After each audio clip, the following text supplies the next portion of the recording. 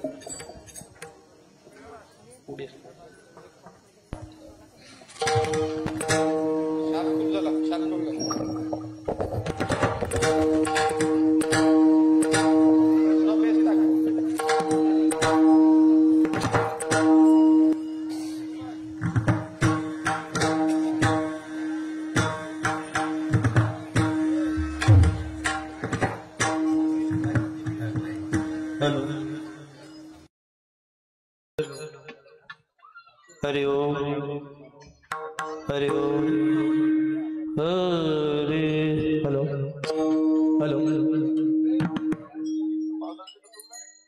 Hello Ramakrishna Hari Hari Hari Om Hari Om Hari Om Hari Om Hari Om Hari Om आवाज कमीच राहू द्या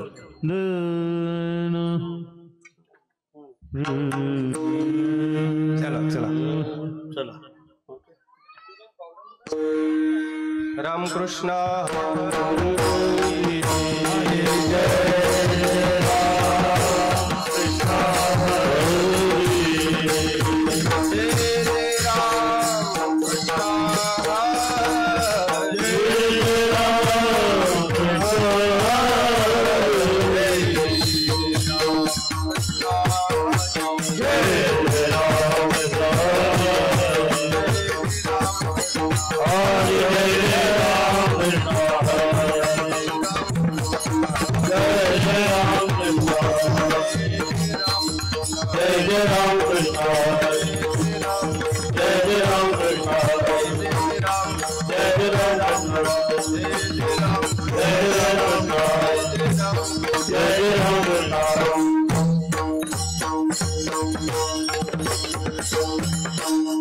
रूप पाहता लोचनी सुख झाले हो साजनी तोहार विठ्ठल भजवा तोहा माधव भजवा रूप पाहता लोचनी सुख झाले हो साजनी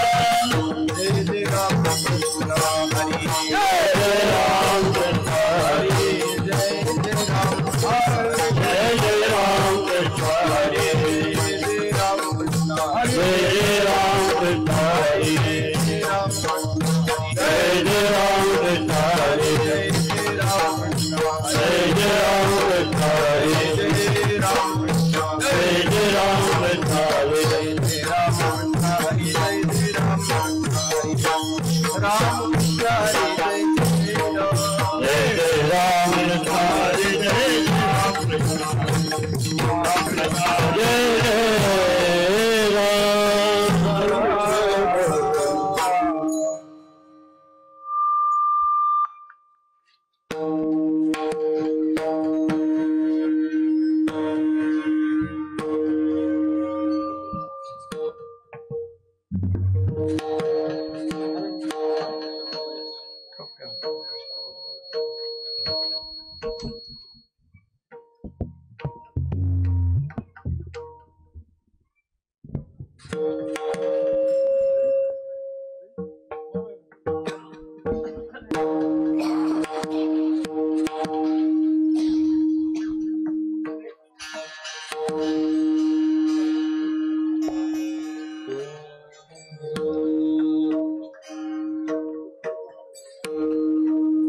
आजीचे हे मज तुम्ही कृपाल आजीचे हे मज तुम्ही कृपाल आजीचे हे मज तुम्ही कृपाल आजीचे हे मज तुम्ही कृपाल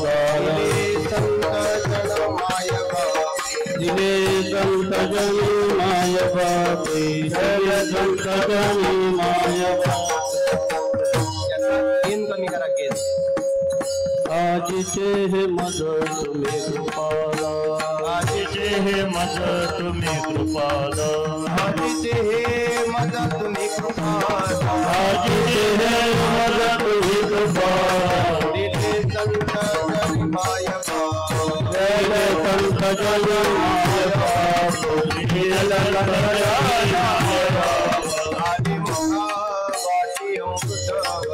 आदि मुखा वाटी अमृत वचनी आदि मुखा वाटी अमृत वचनी आदि मुखा वाटी अमृत आदि वचनी मुखा वाटी अमृत वचनी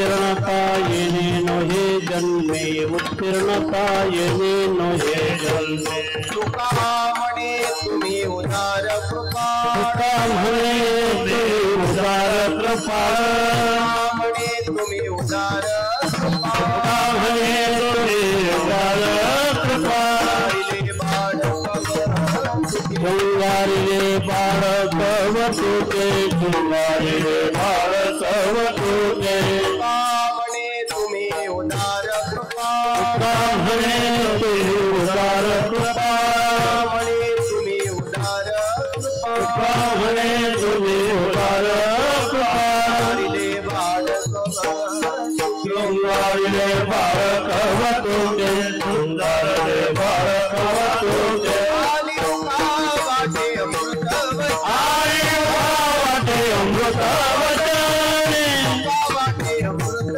आई वाटे अमृत वचनी उत्तीर्णतायिनी नोहे जन्मे उत्तीर्णतायिनी नोहे जन्मे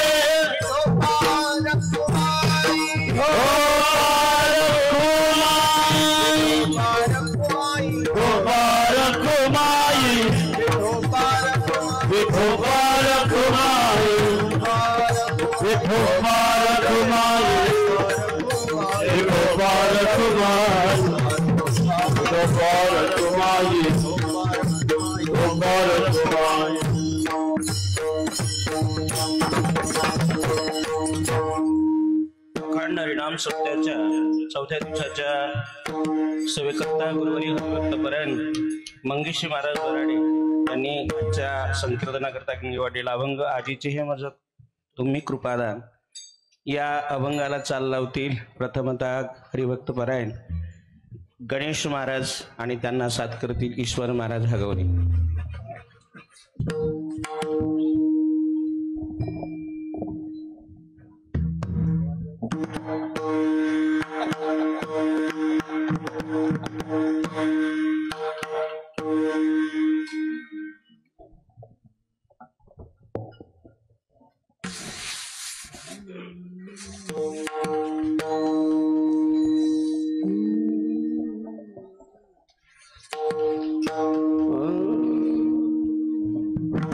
आजीचे हे माझ तुम्ही कृपादान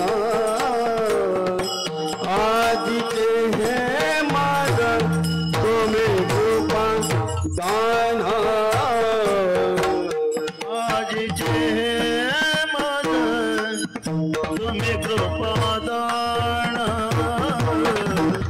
आजीचे माझ तुम्ही कृपादान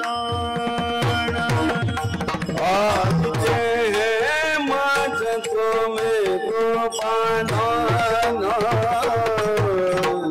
आजीचे हे माझ तुम्ही कृपादान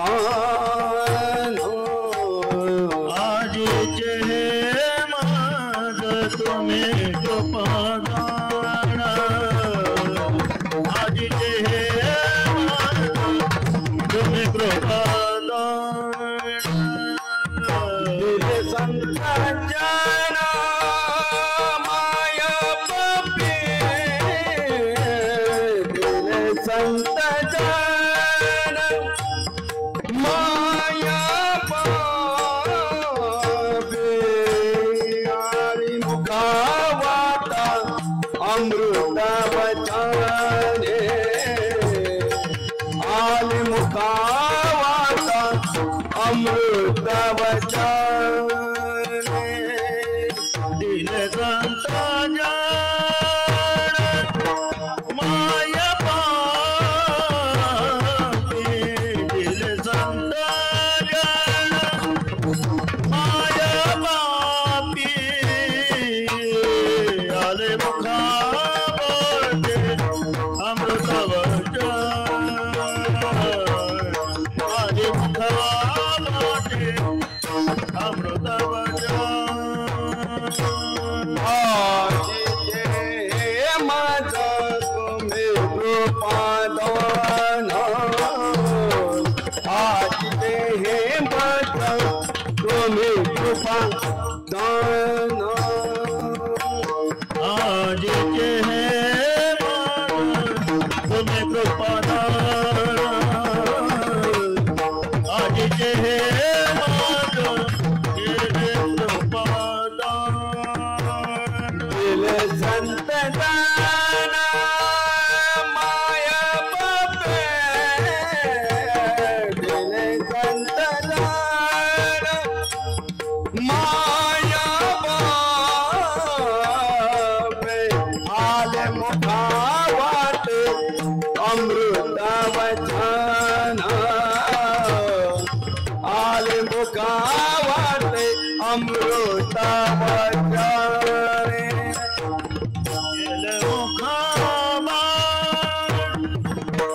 माया बापे गेले संतांनी माया बापे आले मुखावाटे अमृत वचन आले मुखावाटे अमृत वचन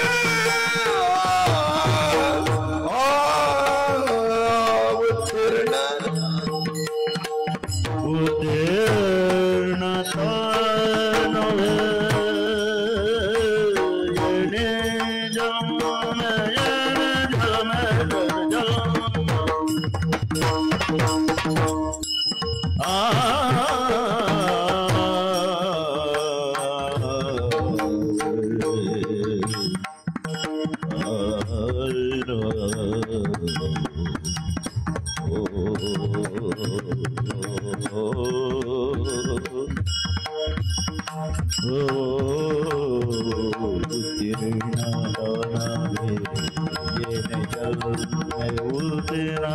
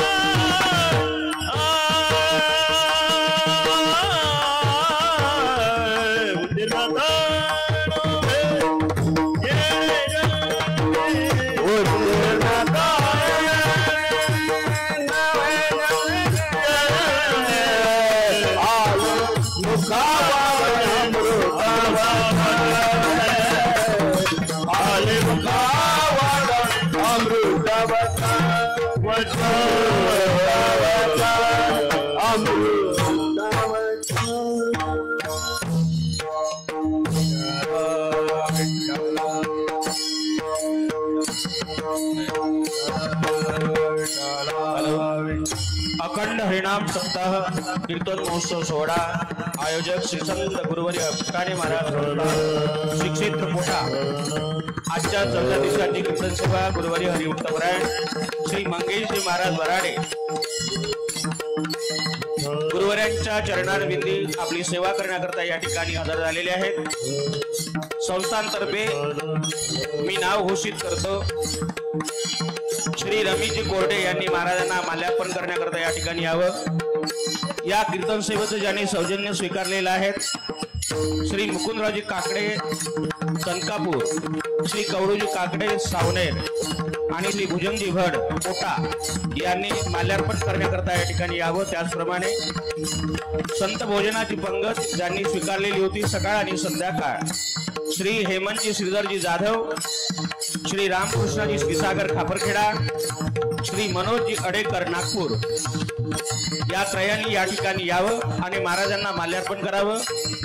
त्याचप्रमाणे आमंत्रित पाहुण्यांपैकी सामाजिक कार्यकर्ते श्री महेंद्र सिंगजी राठोड उर्फ बबलूजी ठाकूर यांनी या ठिकाणी माल्यार्पण करण्याकरता यावं।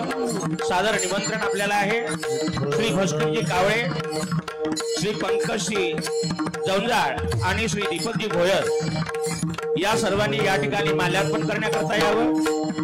त्याचप्रमाणे कोटा ग्रामातील सार्वजनिक गणेश उत्सव मंडळ कोटा यांच्या सर्व सभासदांनी या ठिकाणी यावं। बाळाभाऊ काकडे, पुरुषोत्तमजी दौड, अमन ढोले, शुभम ब्राह्मणकर, कौंतेय काकडे, अवी वानखेडे, मयूर भड, अक्षय गोमकाळे, प्रेमदास शेळके, जय भड आणि हिमांशु कारोमोरे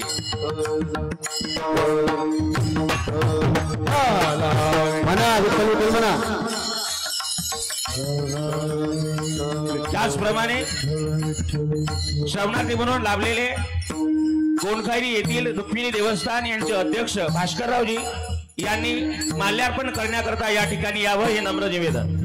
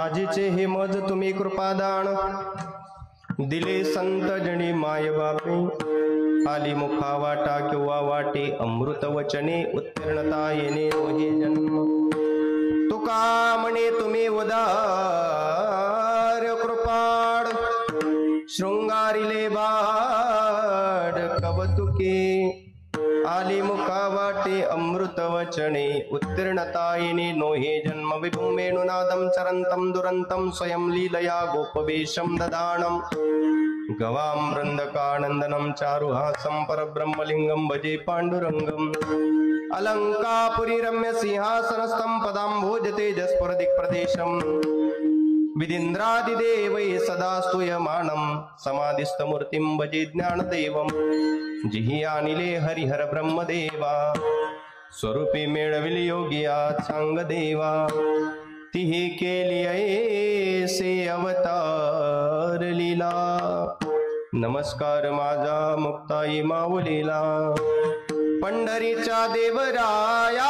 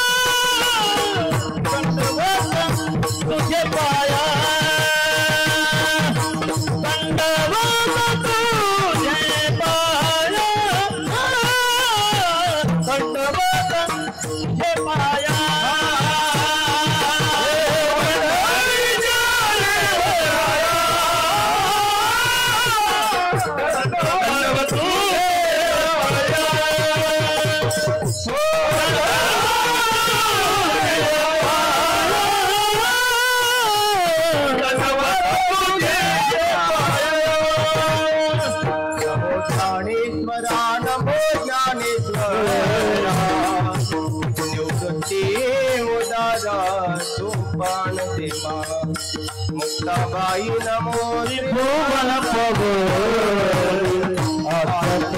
जननी देवाची नमो ज्ञानेश्वर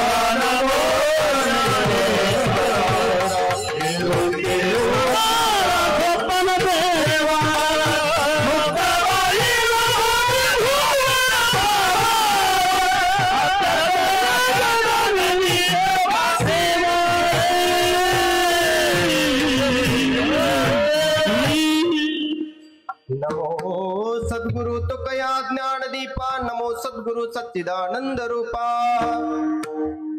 नमो सद्गुरु भक्त कल्याण मूर्ती नमो सद्गुरु भास्करा पूर्ण कीर्ती यं प्रविश्य मम वाचमिमां प्रसुप्तां संजीवयत्ति किल शक्तिधर स्वधाम्ना अन्यंशस्तचरण श्रवणत्वगादीन् प्राणान् नमो भगवते पुरुषाय तुभ्यं जन्मान्तस्य तन्वयादितरतच्चार्तेष्व विघ्नस्वराट् तेने ब्रह्महृदायादि कवये मुह्यन्ति यत्सूरयः तेजो वारिमृतां यथा विनिमयो यत्र त्रिस्वर्गं मृषा धाम्ना स्वेन सदा निरस्तकुहकं सत्यं परं धीमहि सत्यं परं धीमहि सेवे लागी सेवक झालो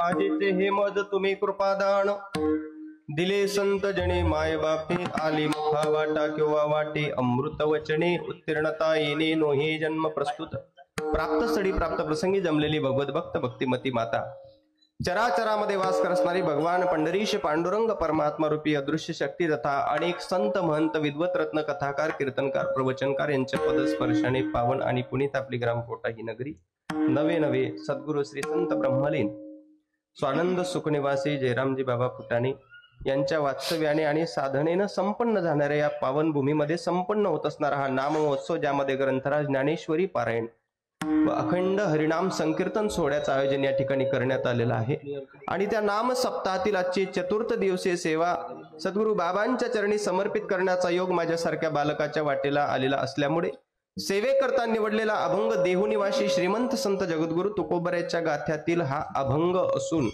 अभंग मोजका आहे, परंतु या मोजक्या अभंगामध्ये परमार्थामध्ये अत्यंत महत्वाचा विषय ज्याला आपण कृपा म्हणत असतो की जर कृपा मानवी जीवनामध्ये नसेल तर परमार्थ दिसत असताना फार डामडोलाचा दिसतो परंतु तो फळाला येत नाही. एकंदरीत असं म्हणा, ज्याच्या जीवनामध्ये कृपा आहे त्याचाच परमार्थ फळाला आहे आणि ज्याच्या जीवनामध्ये कृपा नाही त्याचा परमार्थ फक्त दिसण्याकरता मोठा आहे परंतु त्या परमार्थाला फळ मात्र आयुष्यभर कधी लागत नाही. आणि अशा कृपेचा वर्षाव ज्या वेळेस तुकोबारांवर झाला त्या कृपेची आलेली स्वात्मानुभूती नवे नवे आपल्या अंतरंगामध्ये उमटलेले भाव म्हणजे आजचा अभंग. विठ्ठल विठ्ठल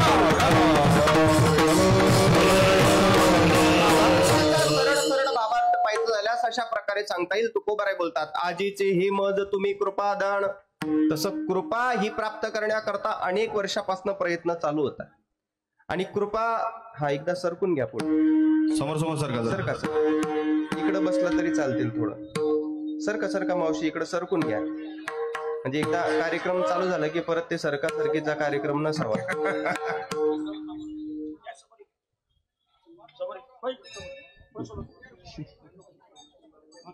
चालेल. या समोर इकडे जागा आहे, समोर आहे. पुरुष वर्ग या ना.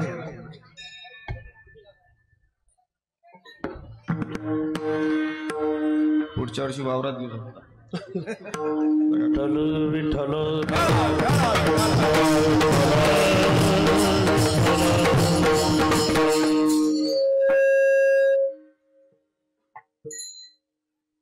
तुकोबाराय म्हणतात, आज आमच्या जीवनामध्ये हे दान प्राप्त झालं. आजीचे हे मज तुम्ही कृपादान. कृपा ही दानामध्ये मोडल्या जाते.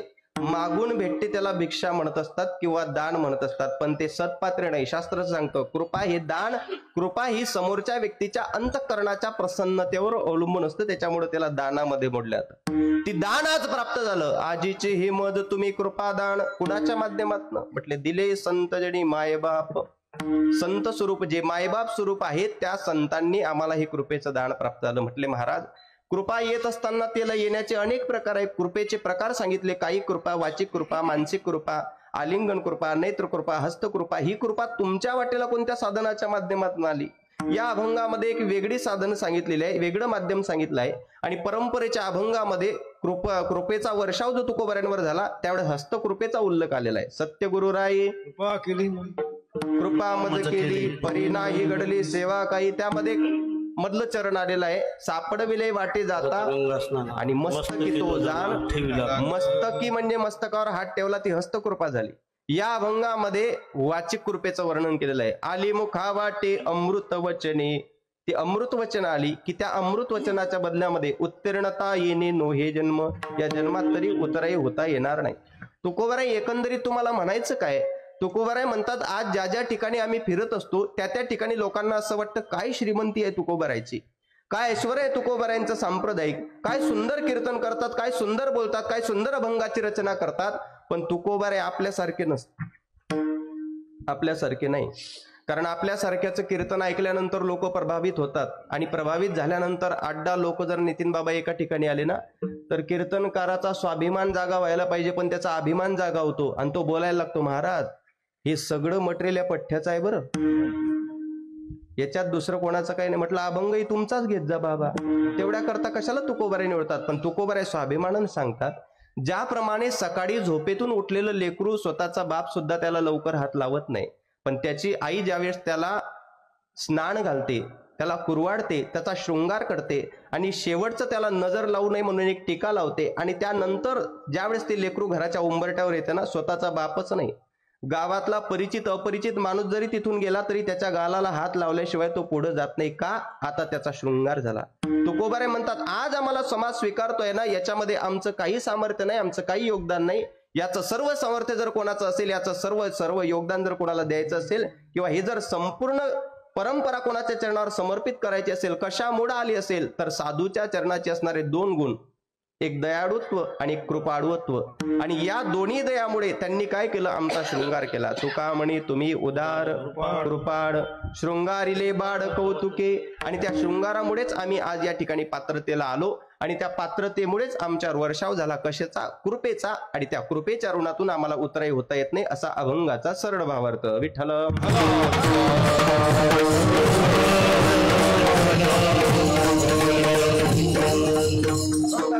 सरळ भावार्थ आपल्या समोर प्रतिपादन केला. अभंगावर सविस्तर चिंतन करण्यापूर्वी जरी या कार्यक्रमाचा परिहार प्रत्येकाला माहित असेल, तरी सुद्धा 400 किलोमीटरचा प्रवास हा फक्त सांगण्याकरताच करून आलेलो असल्यामुळे, किंवा संप्रदायाचा आद्य नियम वक्त्याचा आद्य कर्तव्य, शास्त्र सांगतं यत कार्य घटना असते किंवा भवन असते तस्य कारणस्य प्रतिपादना इति किंवा यत परिहार, तो अशा प्रकारे गेल्या अनंत कालखंडाच्या परंपरेला अनुसरून महाराष्ट्र ही संतांची भूमी म्हटल्या जाते.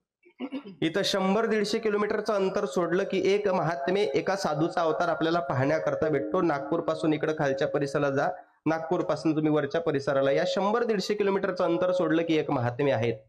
आणि शास्त्र असं सांगतं महात्मा भेटणं याच्याकरता परिसराचं सुद्धा फार मोठं भाग्य असावं लागतं. कारण शास्त्राचं स्पष्ट मत आहे, महत् संगस्तु दुर्लभ हा अगम्य हा अमोघश्य, अत्यंत दुर्लभ आहे. कारण साधू भेटणं ह्या गोष्टी बोलण्याकरता सोप्या आहेत. परमार्थातल्या अनेक घटना अशा आहेत ज्या बोलताना सोप्या वाटतात. महाराज म्हणतात ना, बोल बोलता वाटे सोपे, करणी करता टीर कापे, नो हे वैराग्य सोपारे, बस बोलता न वाटे. शास्त्र असं सांगतं परमार्थातल्या बऱ्याचशा गोष्टी बोलण्याकरता सोप्या आहेत. परंतु ज्ञानोबा सारख्यांना बोलावं लागलं. पूर्वजन्मी सुकृते थोर केली, ती आजी मज फळासी आली, परमानंदू आजी मानसी भेटी झाली या संतांची.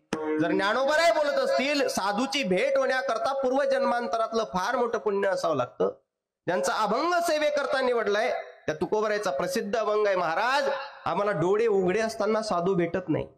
तुम्ही झोपेमध्ये असताना श्री गुरु तुम्हाला स्वतः शोधत आले, अनुग्रह दिला, साधूची भेट तुमच्या जीवनामध्ये झाली. तुम्ही या जन्मात असं कोणतं कर्म केलं? तुकोबराय सारख्यांनी बोलावं की बाबा अरे एका जन्मामध्ये केलेल्या कर्माचं फळ जर साधूची भेट असेल तर कदाचित ते लिहून देता आलं असतं. परंतु आमच्या जीवनामध्ये सुद्धा साधूची भेट झाली, संतांच्या दर्शनाचा लाभ प्राप्त झाला. याला काही जर कारण असेल तर या जन्मातलं कर्म नाही. तुका म्हणे होता ठेवा,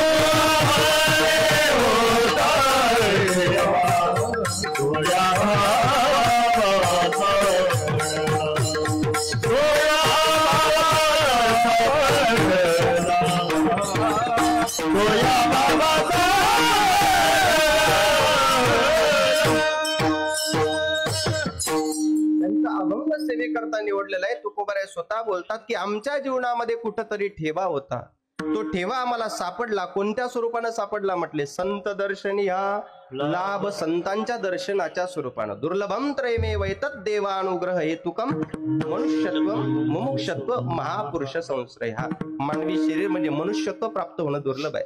प्राप्त झालंच तर साधना संपन्न अवस्थेमध्ये राहून मुमुक्ष अवस्था प्राप्त होणं दुर्लभ आहे. आणि जर हे झालंच सगळं तरी सुद्धा एवढं होऊनही साधूची भेट होईल, महापुरुषांची भेट होईल, हे सुद्धा दुर्लभ आहे. बहु अवघड आहे संत भेटी, फार अवघड आहे साधूची भेट. ज्ञानोबाराय तुकोबाराय आदी करून सर्व शास्त्र ग्रंथ पुराणांनी हे वर्णन करून सांगितलेलं असताना साधूची भेट जर दुर्लभ असेल, आणि मला असं वाटतं स्वानंद सुखनिवासी ब्रह्मलीन फुटाणे बाबा जर आपल्याला त्या साधू तत्वाच्या स्वरूपानं दिसलेले असतील तर निश्चितच आपल्याही या परिसराचा ठेवा अनेक जन्माचा ठेवलेला होता. पुण्य फळले बहुता दिसा, पुण्य फळले बहुता दिसा, पुण्य फळले बहुता दिसा, पुण्य फळले बहुता दिसा. भाग्यउदयाचा ठसा, भाग्यउदयाचा,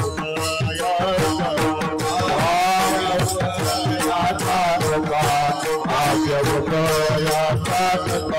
भालो सन्मुख तो पैसा, भालो सन्मुख तो पैसा, भालो सन्मुख तो पैसा, भालो सन्मुख तो पैसा. दत्त चरण पावनु, दत्त चरण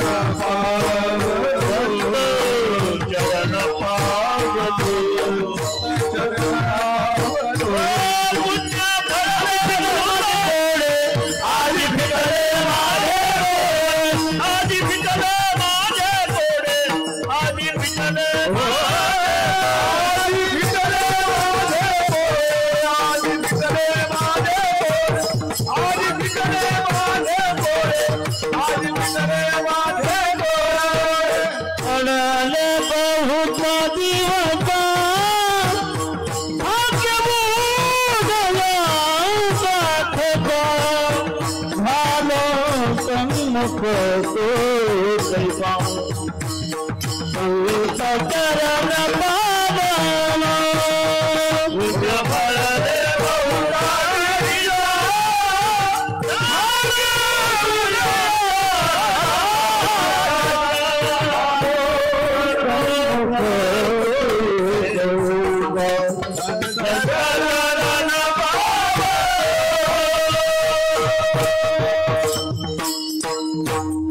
शास्त्र ग्रंथ पुराण वाङ्मय सगळे जर वर्णन करून सांगत असतील की साधूची भेट दुर्लभ आहे, बहु अवघड, महत् संगोस्तु दुर्लभ हा दुर्लभम त्रयमेव एतत्, सर्व साधू संतांची प्रमाण ग्रंथ ओरडून ओरडून सांगतात की या साधूंची भेट फार दुर्लभ आहे.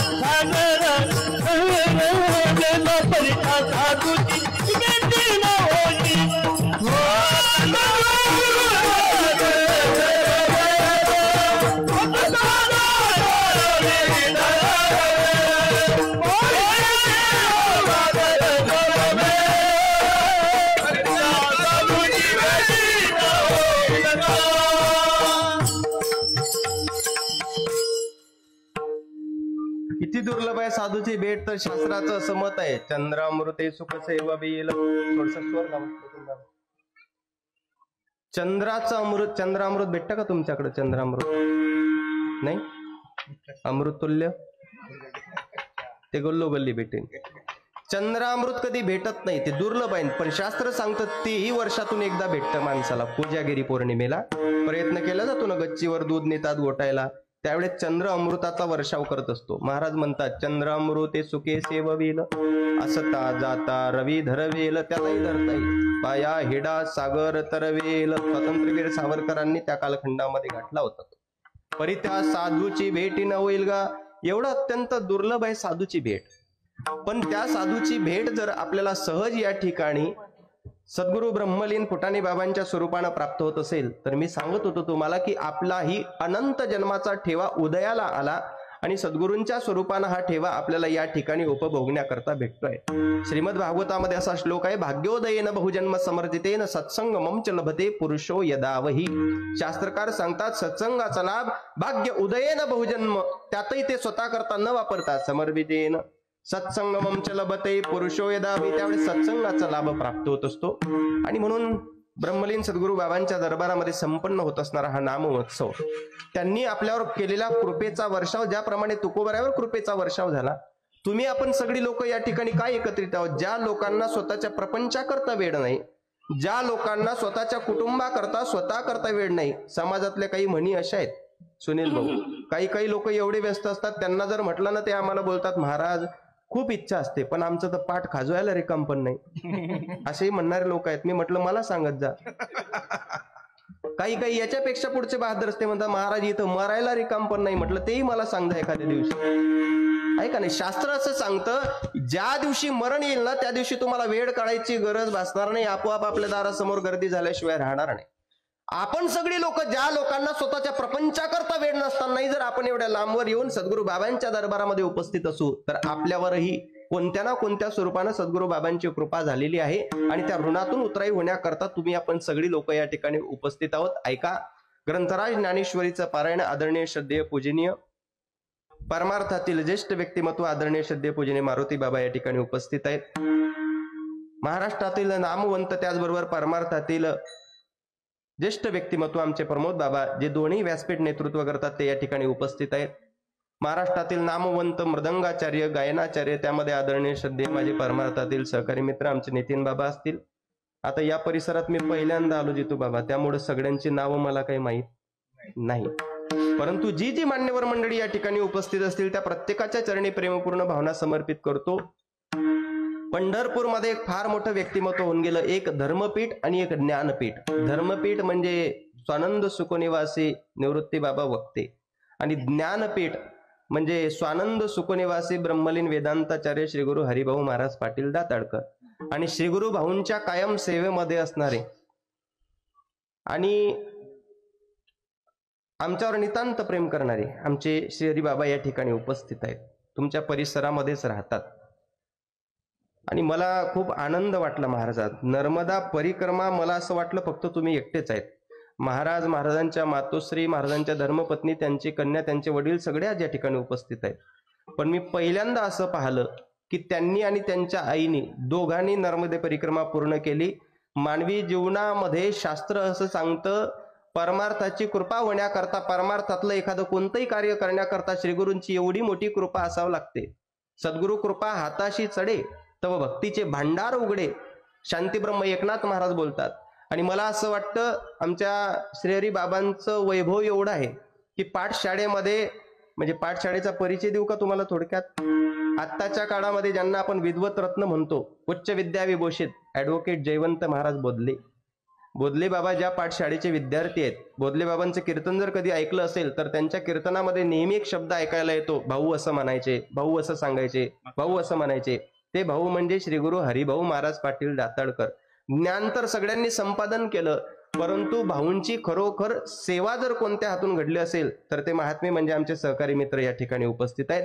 सर्वांच्या चरणी एकदा प्रेमपूर्ण भावना समर्पित करतो, ज्यांच्या माध्यमातून पहिल्यांदा नागपूर परिसरामध्ये मी रोहण्याला आलो होतो, आणि ही दुसरी सेवा सुद्धा ज्यांच्या माध्यमातून आलो. आमच्यावर नितांत प्रेम करणारे आमचे सुनील भाऊ गोमकडे या ठिकाणी उपस्थित आहेत.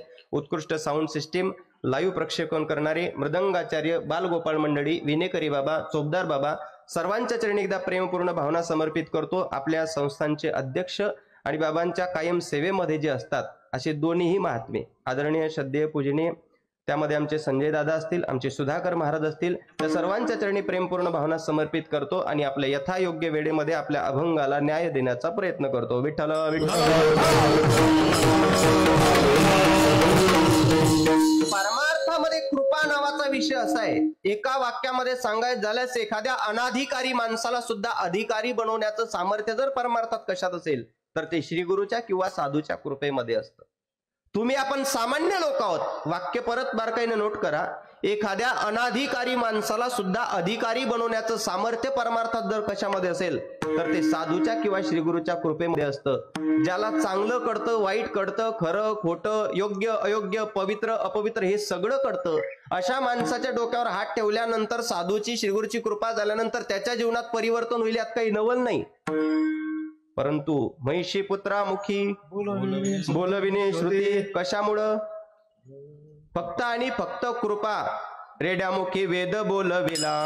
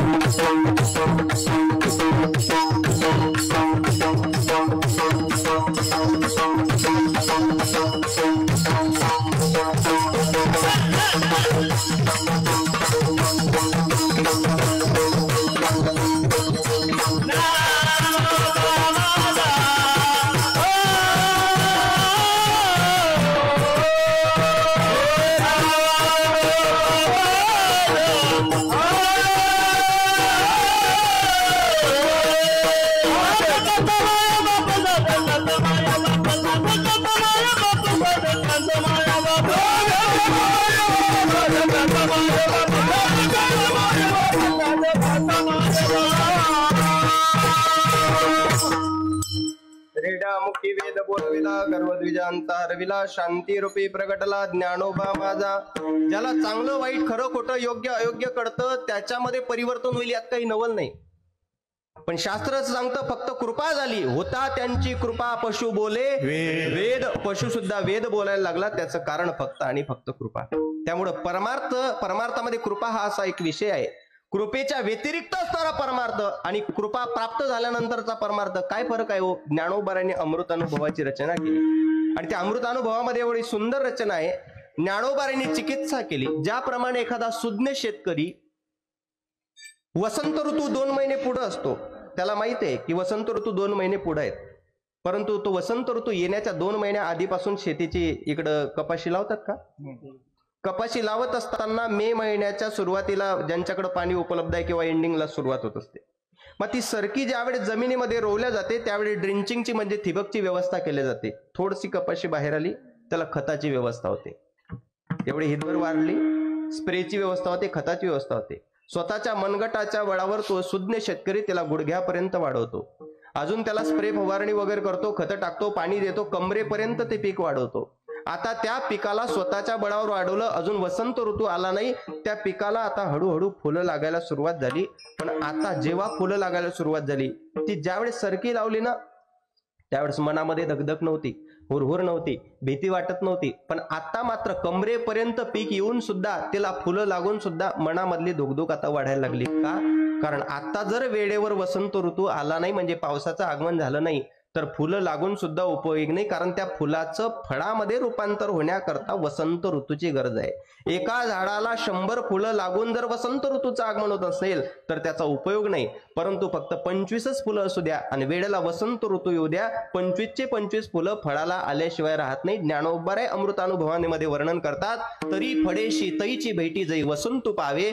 तसा परमार्थ स्वतःच्या बळावर किती डामडोलाचा असू द्या, किती चांगले पांढरे कपडे प्रेतचे असू द्या, किती चांगलं प्लेटचं धोतर असू द्या, किती तुमचा गंध मोठा असू द्या, किती तुमचं पाठपाठांतर असू द्या, पण तुमच्यावर जर श्रीगुरूची कृपा नसेल तर तुमचा परमार्थ फक्त डामडोलाचा दिसतो, तो फळाला येत नाही. त्याच्याकरता कृपेची आवश्यकता असते. विठ्ठल आणि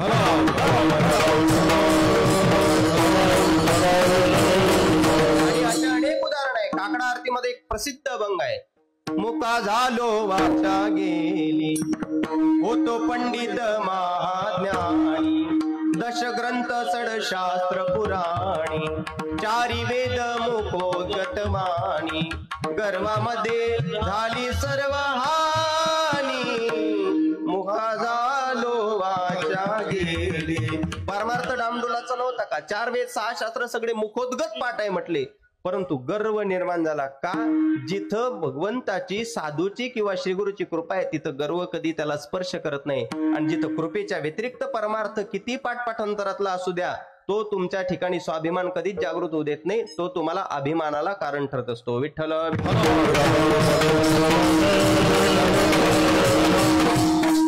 कृपा सहसा करून लवकर माणसाच्या जीवनात प्राप्त होत.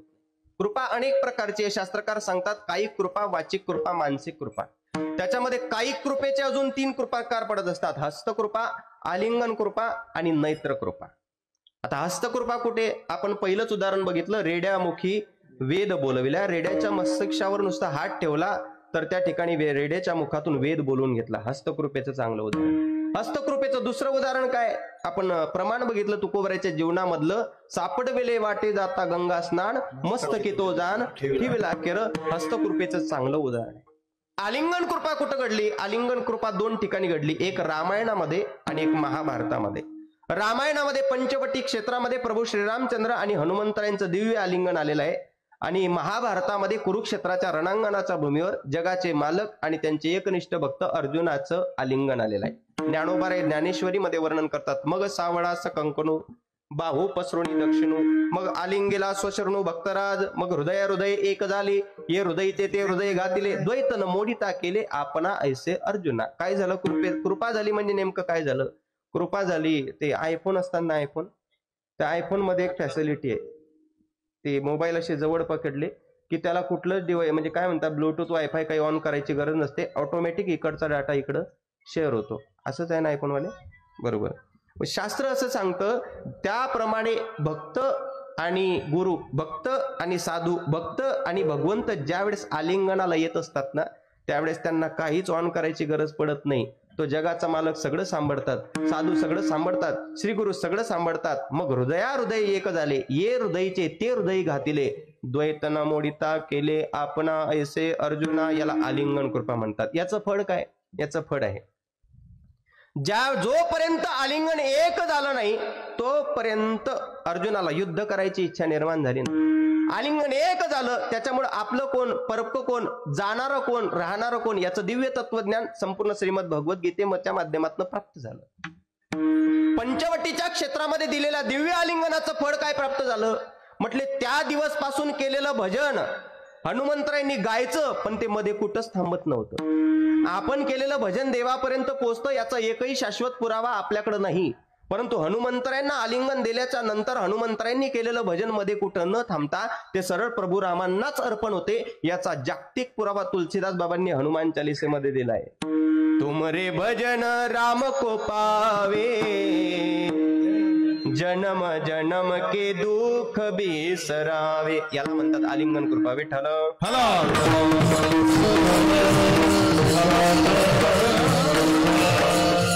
हस्तकृपा आणि आलिंगन कृपा. तिसरी कृपा शास्त्रकार सांगतात ती आहे नेत्र कृपा. आता पहिल्या दोन कृपेमध्ये कुठंतरी स्पर्शाची गरज असते. हस्तकृपा म्हटलं म्हणजे स्पर्श आला, आलिंगन कृपा म्हटली म्हणजे स्पर्श आला.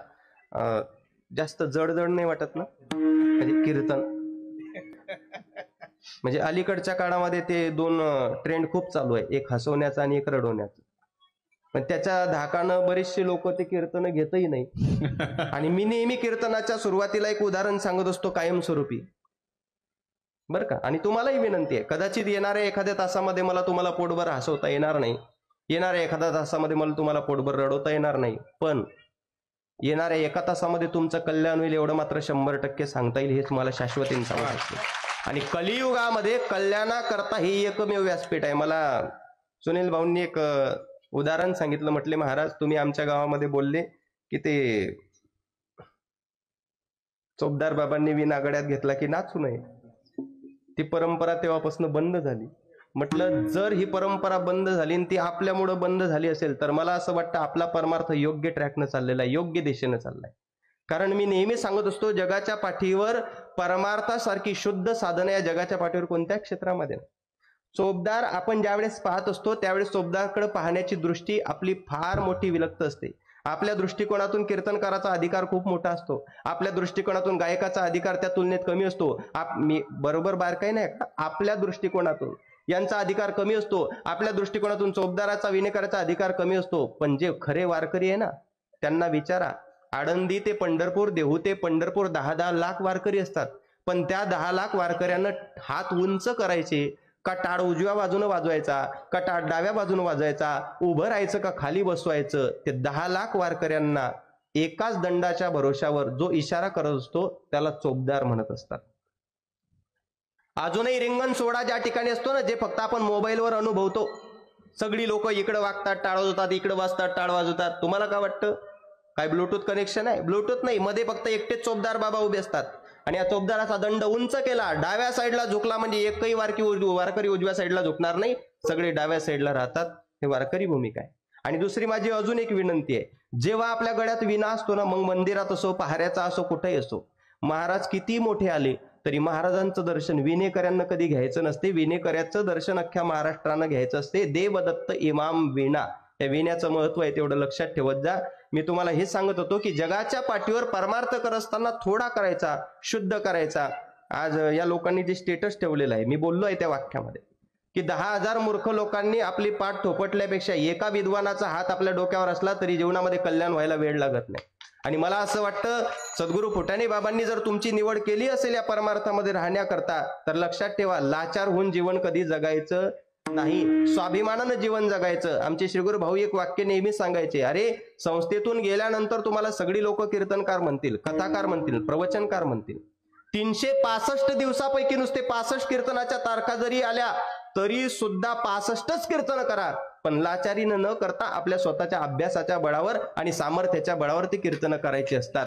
कारण हा तो समाज आहे जो समाज देवालाही नाव बोट ठेवताना मागं पुढे विचार करत नाही. त्याच्यामुळे कीर्तन झाल्यानंतर तुमची स्तुती करील यात काही नवल नाही. स्तुती अथवा निंदा करावी देवाची. लोकांनी आपल्याला चांगलं म्हणू द्या, वाईट म्हणू द्या, चिंता नाही, पण ज्या दिवशी सगळं जग तुम्हाला चांगलं म्हणतं, पण तुम्ही जर भगवंताच्या नजरेमध्ये अपात्र बनत असाल, सगळ्या जगानं चांगलं म्हणून उपयोग नाही. एक मुद्दा देतो आपल्या मुद्द्याला स्पर्श करतो.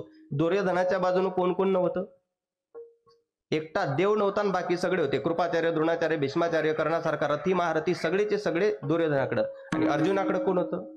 एकटा देव सोडून बाकी कोणीच नव्हतं. बरोबर आहे का नाही? मग ज्याच्याकडे सगळं होतं, देवाचं सैन्य सुद्धा शस्त्रास्त्रा सकट होतं, पण एवढं सगळं ऐश्वर्य असतानाही त्याला विजयाला स्पर्श करता आला नाही. आणि एवढे सगळे ज्याच्या विरोधात असताना फक्त एकटा जगाचा मालक ज्याच्या समोर उभा होता, त्याच्या केसालाही कोणाला धक्का लावता आला नाही. देव सखा जरी विश्व अवघे कृपा करी. त्यामुळे लोक काय म्हणतील याचा विचार न करता, मी जर भक्ती मार्गावर चुकलो, मी जर भक्ती मार्गावर लाचारी केली, तर आमचे सद्गुरू फुटाणे बाबा काय म्हणतील याचा विचार करा, नंतर भक्तीला लागावी. साई कृपा, वाची कृपा, त्याच्यामध्ये आपण 2 कृपा बघितल्या, हस्तकृपा आणि आलिंगन कृपेमध्ये कुठेतरी स्पर्शाची गरज आहे. तिसरी कृपा सांगितली नैत्र कृपा. या नैत्र कृपेसाठी कोणाच्या स्पर्शाची गरज नाही, पण ही जरी माणसावर प्राप्त झाली तरी सुद्धा अनाधिकारी माणूस अधिकारी बनत असतो. श्रीगुरू भाऊंनी जे 2 परंपरा सांगितले, भगवत पूज्यपाद श्रीमदाद्य शंकराचार्यांची, त्या शंकराचार्यांच्या जीवनामध्ये 2 शिष्य फार महत्वाचे सांगितले, एक त्रोटकाचार्य आणि एक हस्तामलकाचार्य.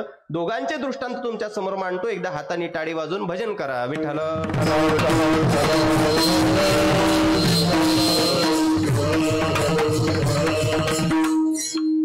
तुमच्याकडे गजाळ लय लवकर पडतो वाटते.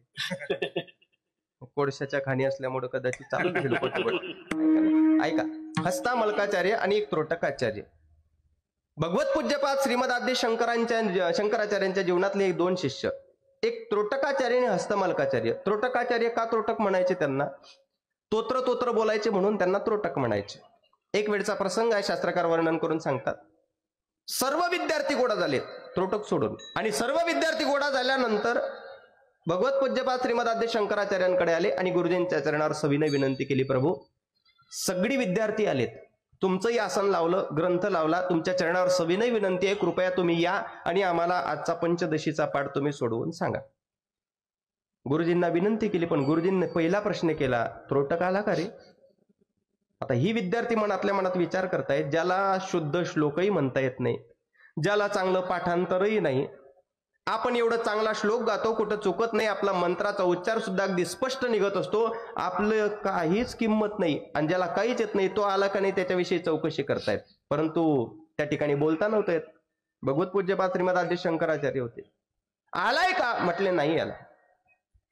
श्रीगुरु त्यालाच म्हणत असतात, सणात आला, सगळी पदरात घेतील, त्यात काही नवल नाही, पण ज्ञानोबाराय एका व्यक्तीची आई नाही झाली तर जगाची माय का म्हणवल्या गेली?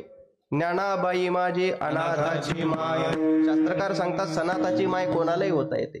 जो चांगला आहे त्याचं कौतुक कोणी करत असते, पण ज्याला काही येत नाही ना, तुम्ही श्री हरी महाराजांना विचारा.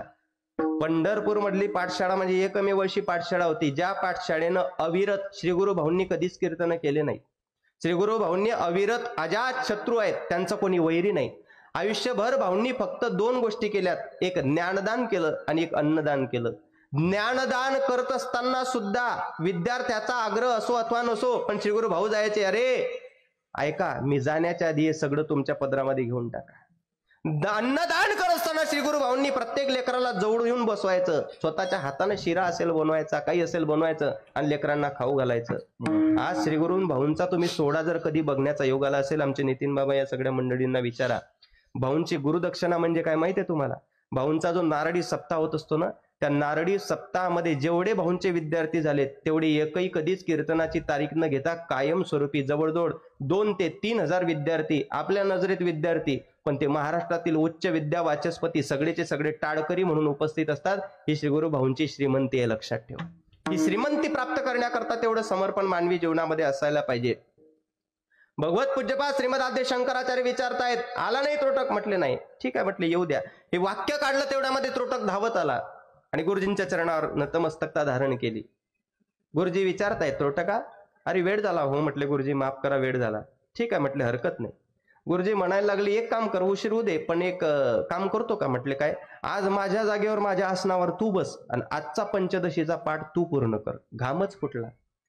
ज्याला व्यवस्थित बोलता येत नाही तो जर पंचदशीचा पाठ पूर्ण करायला बसला तर विद्यार्थी ऐकतील कमी आणि आपल्या शब्दाकडे पाहून आपल्यावर हसतील जास्त. परंतु गुरुजींची आज्ञा फेटाळता येत नव्हती.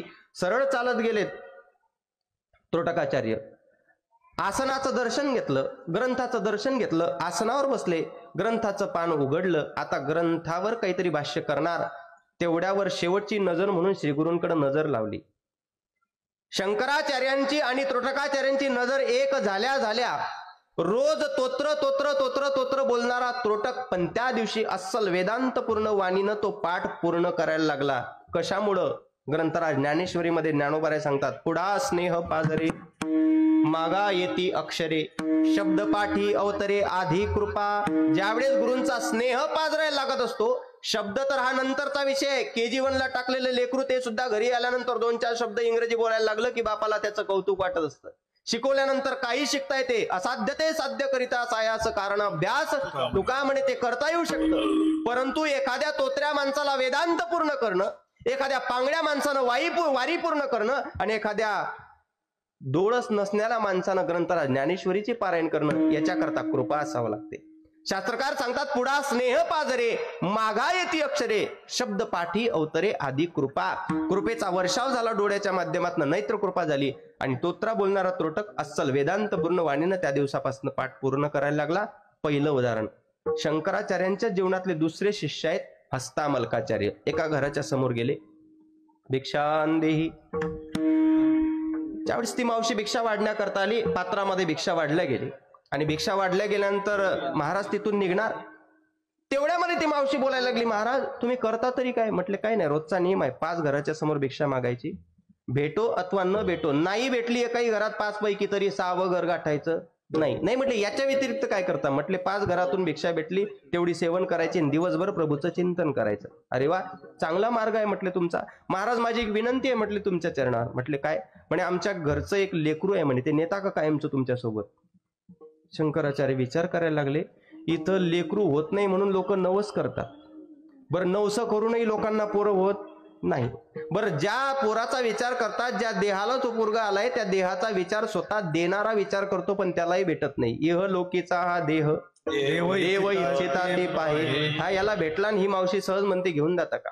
मेल्यानंतर माणसाची सगळ्यात पहिली तयारी असते, फोटोवर टाकता लोक स्वाभिमानानं स्वर्गवासी, पण त्या स्वर्गातले लोक सुद्धा स्वर्गीचे अमर इच्छिता ती देवा मृत्यूलोकी व्हावा जन्मामा. शास्त्र सांगतात, बडे भाग माणूस तन पावा, सुर दुर्लभ सब ग्रंथ न गावा. अनंत जन्माचे फेरे चुकवले त्यावेळेस हे मानवी शरीर माणसाला प्राप्त झालं. किती फेरे? काकडा आरतीचं चिंतन बघा. बहुता दिवसा फेरा आला या नगरा, जगजोगी जगजोगी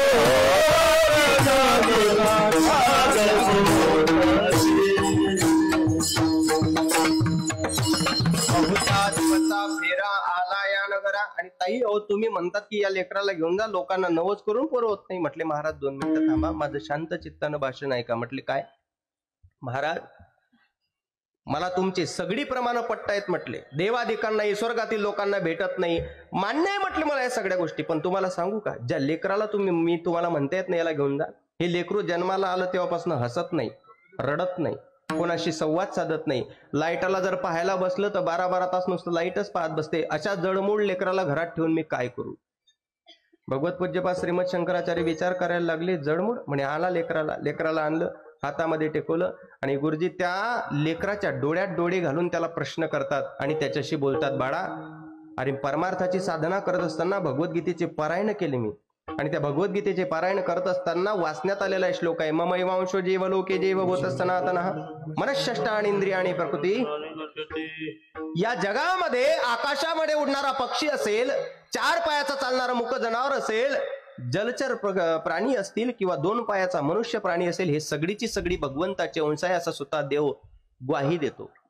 आणि देव जर एवढे सगळे ग्वाही देत असे, आपण जर सगळे त्याचे अंश असू, मग देवाचे नाही काही तर -2% तरी गुण आपल्यात असायला पाहिजे. तुझी आई मला तक्रारी करते की हा हसतही नाही, हा रडतही नाही, कोणाशी बोलतही नाही, लाईटायला पाहायला बसलो की 12-12 तास फक्त लाईटच पाहत बसतो, असं का करतोय. अरे देवाचे आपण अंश आहोत आणि देवाचं वर्णन सगळ्या जगानं तोंड भरून केलेलं आहे. आदरम मधुरम वदनम मधुरम नयनम मधुरम हसितम मधुरम हृदयम मधुरम गमनम मधुरम मधुराधिपतिरखिलम मधुरम वेणुर्मधुरा रेणुर्मधुरो पाणिर्मधुरा पादो मधुरा नृत्यं मधुरं सख्यं मधुरं मधुराधिपतिरखिलं सर्वांगान पूर्णेन्दु सुंदर मुखादरविंद नेत्रात कृष्णात परम किमपि तत्त्वमहं न जाने. सर्व जगानं वर्णन केलंय भगवंताचं, आणि आपण जर त्याचे अंश असू तर किमान -2% तरी तेवढी प्रसन्नता आपल्या चेहऱ्यावर पाहिजे. तुझी आई परत परत तक्रार करते, हा हसतही नाही, रडतही नाही. डोळ्याच्या माध्यमातून बोलता येतात. जळमूळ अवस्थेमधला हसता मल्काचार्य आता डोळ्याच्या माध्यमातून शंकराचार्यांना काय म्हणतो, गुरुजी आतापर्यंत जन्माला आलो तेव्हापासून कोणाशी बोललो नाही, पण तुमचा अधिकार पाहून तुमच्या दोघही प्रश्नाची उत्तर देतो. म्हटले काय म्हणणं आहे तुमचं. जन्माला आलो तेव्हापासून हसत नाही, जन्माला आलो तेव्हापासून रडत नाही, जडमूळ अवस्थेमध्ये. ऐका म्हणे तुमचा पहिला प्रश्न आहे, जन्माला आला तेव्हापासून मी हसत का नाही. पण या प्रश्नाचं उत्तर मी तुम्हाला प्रश्नाच्याच माध्यमातून देतो. गुरुजी तुम्ही सांगा म्हणे, ज्या कुटुंबामध्ये मी जन्माला आलो, या कुटुंबातल्या लोकांमध्ये अशी कोणती क्वालिटी आहे की मी यांच्याकडे पाहून हसायला पाहिजे, तुम्ही सांगा. बोला ना. काय ही लोक अन्नदान करतात का, हरिपाठ घेतात का, संत समागामध्ये काही थोडसा यांचं योगदान आहे का, सप्ताहामध्ये थोडं योगदान आहे काय, दिंडी परंपरेमध्ये योगदान आहे, आणि कशातच जर यांचं योगदान नसेल तर मी हसावं कशा करता. तुमचा दुसरा प्रश्न आहे, हसत नाही तर रडतही नाही. तुमच्या दुसऱ्या प्रश्नाचं उत्तर असं आहे, महाराज जन्माला आलो तेव्हापासून पाहतोय, सकाळी झोपेतून उठलं की यांचं जीवन किरकिर करण्यानं चालू होते, रात्री झोपेपर्यंत यांचे रडगाराने चालूच असतात. सकाळी उठल्यापासून रात्री झोपेपर्यंत मी निरीक्षण केलं, यांच्या कुटुंबामध्ये रडगारानेच चालू असतात. हे 4ही जण रडतच असतात. म्हटले सकाळपासून अजून माझा 5वा नंबर कशाला लावू. त्याच्यापेक्षा मी शांत बरा. न पुण्यम न पापम न सौख्यम न दुःखम न मंत्रो न तीर्थ न वेदा न यज्ञा अहम न भोजनम नैव भोज्यम न भोक्ता चिदानंद रूपम शिवोहम शिवोहम. चिदात्म स्वरूपामध्ये मी राहतो. ज्यावेळेस त्या बालकानं ताण असताना त्या ताण्या अवस्थेमध्ये डोळ्याच्या माध्यमातून एवढं तत्वज्ञानाचं उत्तर दिलं, त्यावेळेस भगवत पूज्यपाद श्रीमदाद्य शंकराचार्यांनी मग त्याला मूळ प्रश्न केला, बालका एवढ्या कमी वयामध्ये एवढं बोलणं अधिकारी माणसाचंच लक्षण आहे. म्हणून माझा प्रश्न आहे आता तुला, कस्तम शिशो कस्य कुतोसी गंता किम नाम ते तुम कुता गतोसी ये तन्मयोक्तम गदचार भक्तन मत प्रीत येत प्रीत विवर्धनोसी. कस्तम शिशो, हे बालका, किम नाम ते तुम कुता गतोसी, तुझं नाव काय, कुठून आला, कुठं जाणार आहे. आता शंकराचार्यांनी एवढ्या वेदांतपूर्ण वाणीनं प्रश्न केला, त्या बालकानं तेवढ्याच उच्च वेदांत वाणीनं उत्तर दिलं, महाराज ऐका मला विचारताय मी कोण आहे, कुठून आलो, माझं नाव काय. नाहम मनुष्यो न च देव यक्षो न ब्राह्मण क्षत्रिय वैश्य शूद्र न ब्रह्मचारी गृहिम मनस्तो भिक्षुर न चाहम निजबोध रूपा. मी देव नाही, यक्ष नाही, दानव नाही, मी ब्राह्मण नाही, क्षत्रिय नाही, वैश्य नाही, शूद्र नाही, मग निजबोध रूपा चिदात्म स्वरूपामध्ये राहणारा मी भगवंताचा अंश आहे. दोन्ही दृष्टांत सांगता करतो ऐका. भगवत पूज्यपाद श्रीमद आद्य शंकराचार्यांच्या जीवनामध्ये येणारे दोन्ही शिष्य त्रोटकाचार्य जो तोत्रा असताना सुद्धा अस्सल वेदांतपूर्ण वाणीनं बोलायला लागला. जडमूड अवस्थेतला बालक वेदांत बोलायला लागला. कशामुळं? फक्त आणि फक्त शंकराचार्यांची त्यांच्यावर झालेली नैत्र कृपा. काही कृपेतले हे 3 प्रकार: हस्तकृपा, रेड्यामुखी वेद बोलविला, आलिंगन कृपा ये हृदयीचे ते हृदय घातले, नैत्र कृपा महाराज म्हणतात पुढा स्नेह पाजरे मागा येते अक्षरे शब्द पाठी अवतरे आधी कृपा. आणि ज्यांचा अभंग सेवेकरता निवडलेला आहे महाराज म्हणतात त्यांच्या जीवनामध्ये सुद्धा कृपेचे हे 2 स्रोत आहेत. पहिला ज्ञानोबाऱ्यांकडे धरणेकरी गेला होता तर ज्ञानोबाऱ्यांनी तो धरणेकरी तुकोबाऱ्यांकडे पाठवला. तुकोबाऱ्यांनी प्रश्न केला, काय ज्ञानेश्वरी उणे जेही पाठविले धरणे. ज्ञानोबाऱ्यांकडे काय कमी आहे, पण तरी जर धरणेकरी माझ्याकडे पाठवला असेल तर या निमित्तानं ज्ञानोबाऱ्यांची कृपा माझ्यावर झाली. आणि दुसरी कृपा म्हणजे महाराज वर्णन करून सांगतात, सापडविले वाटे जाता गंगा स्नान. आणि त्याच्याच दिवशी तुकोबाऱ्यांनी अभंग रचला. कोणता अभंग? माग शुद्ध दशमी पाहुणी गुरुवार केला अंगीकार तुका म्हणे. दुसरा दिवस उजायला आला, तुकोबाराय बोलायला लागले, उजडले भाग्य आता अवघी चिंता वारली, संत दर्शनी आला. फक्त दर्शन झालं का? नाही म्हटले, आज आमच्यावर कृपेचं दान प्राप्त झालं, अभंगाचं पैसे.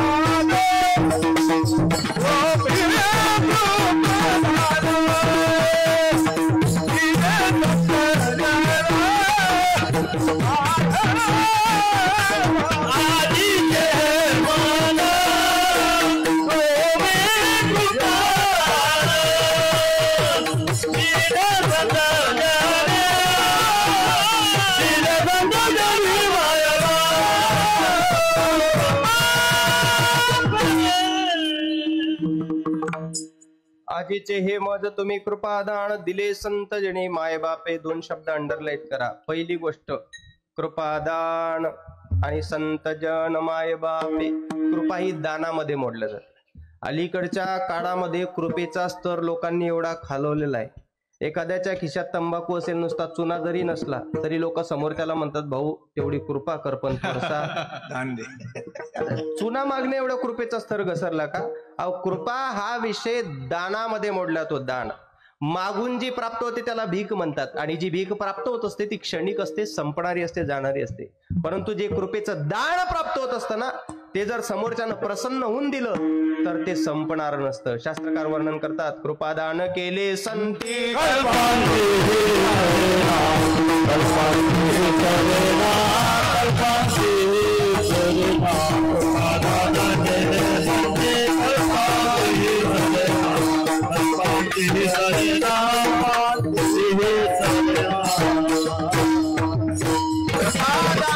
संती कल्पांती ही सरेना कृपा ही दानामध्ये मोडल्या. अश्वत्थामाचे वडील द्रोणाचार्य, त्याचे वडीलही होते आणि त्याचे गुरुही होते.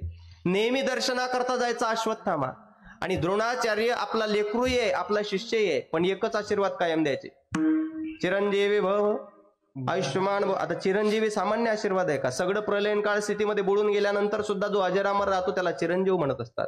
अश्वत्थामा बलिलवर असो, आपण जो श्लोक म्हणत असतो चिरंजीव आहे. पण तरी सुद्धा एक वेळेस त्या अश्वत्थामानं प्रश्न विचारला, म्हणे बाबा रोज येतो, दर्शन घेतो, पण अनेक कालखंडापासून माझ्या अंतरंगात एकच इच्छा आहे की तुम्ही मला कधीतरी आशीर्वाद द्याल, विजयी भव. पण विजयी भव न म्हणता तुम्ही कायम चिरंजीवी भवच म्हणत असतात. म्हणे तू असं बोलू शकत नाही, कारण आशीर्वाद हा मागून भेटत नसतो, समोरच्या व्यक्तीच्या अंतःकरणाच्या प्रसन्नतेवर. नाही पण म्हटले माझा विचारण्याचा अधिकार दुहेरी आहे, तुम्ही माझे वडीलही आहेत आणि तुम्ही माझे गुरुजी सुद्धा आहेत. म्हटले दुहेरी जरी असला तरी जो मागून मिळत असतो त्याला भीक म्हणत असतात, आणि न मागता ज्याला मिळत असते त्याला कृपा म्हणतात. आणि कृपा ही दानामध्ये मोडल्या जाते. ज्यावेळेस दानातून भेटलेला प्रकार असतो, नारद भक्तिसूत्र वर्णन करतं, यत प्राप्य न किंचित वांछिती न सोचती न रमती न द्वेष्टी न उत्साही भवती यन लब्ध उपमान सिद्धा भवती तृप्ता भवती अमृता भवती. त्याला म्हणतात कृतकृत्य झालो, इच्छा केली ते पावलो. पण हे कधीची पराकाष्ठा? भक्तीची पराकाष्ठा झाल्यानंतर, साधूची कृपा झाल्यानंतरचा विषय. आता खरं जर क्लिष्टतेनं सांगायचं झाल्यास, कृपा ही श्रीगुरूची साधूची भेट झाल्यानंतर होत असते. शास्त्र पहिलं सांगते ते कृपा दूरच राहू द्या, आधी साधूची भेट होते का ते बघा. आणि साधूच्या भेटीविषयी आपण अनंत प्रकार पाहिले. त्यातलं एक वेदांतातले सूत्र तुम्हाला सांगतात. शास्त्र सांगतं साधू कसे आहेत? गंगावत गजगंडवत गगनवत गांगे यवत गे यवत ये पापं क्षमयंती संगती व्रता मेदान शृंगारिणो येषाम चित्तम अतीव निर्मलतरम येषाम न भग्नम व्रतम ते सर्वान सुखयंती प्रतिदिनम ते साधो हो दुर्लभा गंगावत गजगंडवत गगनवत गांगे यवत गे यवत. समजलं? नाही परत सांगू? नाही, आता अर्थ सांगतो. शास्त्रकार सांगतात, म्हणजे काय करा ते सहज त्यांच्या ऐकता गोष्टी. मोठ्या महात्म्याच्या संगतीत राहून तुम्ही सहज जरी बसलात, सहज, तरी सुद्धा तिथले आचार विचार, त्यांची बोलण्याची पद्धत, त्याची राहण्याची पद्धत हळूहळू तुमच्यात उतरायला सुरुवात होत असते. म्हणजे काय, एखादा व्यक्ती पुण्याला जर जॉब करायला गेला आणि 2-4 महिन्यानं जर घरी आला तर त्याची टोनिंग ते पुणेरी असते. मग त्याचे मित्र म्हणतात बिघडला गड्या हा. तो बिघडल्याचा संबंध नाही, त्याच्या आजूबाजूचं जे वातावरण असतं ना, हळूहळू तिथले आचार विचार, बोलण्याची राहण्याची पद्धत त्याच्यात उतरायला सुरुवात होऊन जाते. म्हणून शास्त्रकार सांगतात कमी वेळ भक्ती करा, पण अशा महात्म्याच्या सानिध्यामध्ये ती भक्ती असायला पाहिजे की त्याच्या सानिध्यात राहून त्यांचा परमार्थाचा सुगंध आपल्या सुद्धा शरीराला प्राप्त व्हायला पाहिजे. लोक म्हणतात हा परमार्थ असतो कशा करता? एक सांगू तुम्हाला. एक व्यक्ती, एक माणूस, त्याच्याकडे एक जबाबदारी होती. रोज बागेतले फुलं गोळा करायचे आणि महात्म्याच्या चरणावर नेऊन टाकायचे. एक वेळेस तो घरातून निघाला, पण ते टोकरी जी असते ना, ती टोकरी घरी विसरला. परिणामी त्या बागेतली सगळीची सगळी फुलं त्याला आपल्या खांद्यावरच्या उपरण्यामध्ये गोळा करावं लागली. अर्ध्या तासाचा प्रवास केला आणि शास्त्र असं सांगतं फुटाणे बाबांच्या चरणावर ती फुलं त्यानं अर्पण केली. रुमाल झटकला, खांद्यावर घेतला, तो व्यक्ती घरी आला. घरी आल्यानंतर आपल्या धर्मपत्नीनं सहज विचारलं, मालक रुमालाचा सुगंध येतोय म्हटले या उपरण्याचा. म्हटले हो. अगं मी टोकरी विसरलो होतो म्हटले आज घरी. परिणामी बागेत गेल्यानंतर आठवण झाली, रुमालामध्येच वेळ जाईल म्हणून फुलं गोळा केले, बाबांच्या चरणावर अर्पण केले आणि तो रुमाल मी घरी घेऊन आलो. दृष्टांत संपला. सिद्धांत आहे का? रोजचं काम काय होतं? फुलं नेण्याचं. आजही फुलं नेल्या गेले, फक्त टोकरीच्या जागी उपरण्यात नेल्या गेले. फुलांचं कामही झालं, जिथं टार्गेट होतं तिथं टेकवले सुद्धा, कामही झालं, कार्यही झालं, कार्यसिद्धताही झाली. पण एक सांगा, रोज टोकरी न्यायचे पण सुगंध घरी यायचा का? नाही. आज मात्र काम झालं पण सुगंध मात्र कायम सोबत आहे. 8 दिवसाचा सप्ताह म्हणजे वेचलेली फुलं फुटाणे बाबांच्या चरणावर अर्पण करायची आहे. पण पुढच्या वर्ष येईपर्यंत या शरीर रूपाचा सुगंध याच फुलांच्या माध्यमातून तुमच्यामध्ये कायम तेवत राहणं याला परमार्थ म्हणत असतात. आणि तो सुगंधाकरताच मानवी जीवनाचा परमार्थ असायला पाहिजे. चला, आजीचे हे मज तुम्ही कृपादान दिले संत जनी माय बापे, या कृपेचं दान तुकोबाराच्या जीवनामध्ये प्राप्त झालं. हे न संपणारं दान आहे. म्हटले महाराज खरंच कृपा एवढी मोठी आहे का? आता एक शेवटचं टोकाचं प्रमाण सांगतो. हे ज्यांचा अभंग सेवेकरता निवडलाय ते सामान्य नाही, ते आपल्या वारकरी संप्रदायाचे कडस आहे. आता वारकरी संप्रदायाचा पाया बघू म्हणजे मध्ये काही पाहण्याची गरजच नाही. तुकोबाराय बोलतात, आजीचे हे मज तुम्ही कृपादान. कोणीतरी ज्ञानोबारांना विचारा, माऊली तुमच्या जीवनामध्ये एवढं सगळं परमार्थाची भूमिका प्राप्त झाली, ज्ञानेश्वरीची रचना झाली, हरिपाठ झाला, अमृतानुभव झाले, एवढे मोठी मोठी ग्रंथ तुम्ही रचना केली. म्हटले माऊली हे कोणामुळे झाले? ज्ञानोबारायांचं सुद्धा स्पष्ट मत आहे. एक सांगू का? म्हटले अरे ग्रंथ रचना करता शब्दाचं ज्ञान असणं गरजेचं आहे, व्याकरणाचं ज्ञान असणं गरजेचं आहे, त्या शब्दावर अलंकार कसे चढवतात याचं ज्ञान असणं गरजेचं आहे. ज्ञानेश्वरीमध्ये आलेली एक सुंदर ओवी आहे, शब्द कैसा घडीजे प्रमेय कैसे पाच अडीजे, अलंकार काय पे म्हणजे काय ते नेने. ज्ञानोबाराय म्हणतात आमच्याकडे एवढं ज्ञान नाही, शब्द कसा घडवतात आम्हाला माहित नाही. अलंकार काय पे म्हणजे काय नेने, अलंकार कशाला म्हणतात हेही आम्हाला माहित नाही. ते विचारणारे म्हणायला लागले पण महाराज हे हरिपाठ खाली स्पष्ट सांगतो ना, ज्ञानदेव सांगे ज्ञानदेव म्हणे ज्ञानदेव पुसे, हे तर तुमचंच आहे. म्हटले हा ते बरोबर आहे. मग त्याचं उत्तर काय? माऊली म्हणतात त्याचं उत्तरही बारकाय नाही का. तसं आम्हाला शब्द रचना करण्याचं ज्ञान नाही, पण आमच्यावर आमच्या श्रीगुरूची कृपा झाली आणि त्या कृपेमुळे काय झालं, पूर्वीच्या काळामध्ये ते बाहुलीचा कतपुतलीचा खेळ करणारे लोक यायचे गावोगावी. बोटाला धागे बांधलेले असायचे आणि त्या धाग्याला खाली बाहुली बांधलेली असायची. तो सूत्रधार काय करायचा, ज्याप्रमाणे बोट हलवेल त्याप्रमाणे ते खालची बाहुली हालायची. समजा खालची बाहुली खूप सुंदर आहे, खूप सुंदर आहे, खूप सुंदर आहे, पण सूत्रधारानं जर बोटाची हालचालच केली नाही तर किती सुंदर असून उपयोग नाही. याचा अर्थ त्या बाहुलीला चालवणारा कोणीतरी सूत्रधार आहे. आता ज्ञानोबाराय काय म्हणतात ज्ञानेश्वरीमध्ये, सायकडी याचे बाहुली चालविता सूत्राचे ने चाले, तैसा माते दावित बोले स्वामी तो माझा. तसं हे दिसताना फक्त असं दिसतंय की ज्ञानदेव सांगे ज्ञानदेव म्हणे ज्ञानदेव पुसे, पण आम्हाला चालवणारा सुद्धा कोणीतरी सूत्रधार आहे. कोण आहे? तैसा माते दावित बोले स्वामी तो माझा. तसा माझा एक स्वामी आहे, फक्त माझा नाही जगाचा स्वामी आहे, सदाशिवाचा अवतार, स्वामी निवृत्ती दातार. आणि ती निवृत्ती दातार कोण? माझे फक्त बंधुराज नाही, ते आमच्या करता साधू आहे आणि आमचे गुरु आहे. आणि त्यांच्याच कृपेमुळे आता उद्धरिलो गुरु.